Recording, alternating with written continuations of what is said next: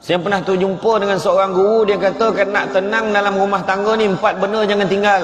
4 benda jangan tinggal. Yang pertama, banyakkan selawat, kata Nabi. Sebab bila kita selawat pada Nabi, Allah dan malaikat selawat pada kita pula, mendoakan kesejahteraan kita.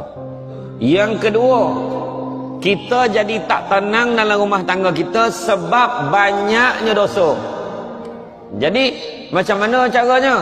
Bila sebab dosa tu tak tenang, maka banyakkan istighfar. Tadi banyak selawat, banyak istighfar. Kerana cara nak istighfar ni, Nabi ajar astaghfirullah. Nabi ajar mudah ya, astaghfirullah. Yang ketiga, hati Al-Quran. Hati Al-Quran.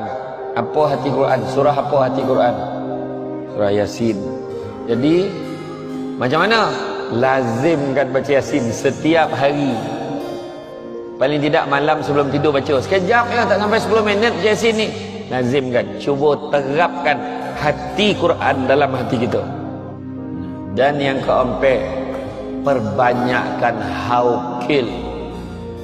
Haukil ni apa? Haukil ni merupakan satu khazanah daripada syurga yang Allah Ta'ala turunkan hanya untuk umat Nabi Muhammad sallallahu alaihi wasallam. Tak ada untuk umat sebelum ni. Apa dia?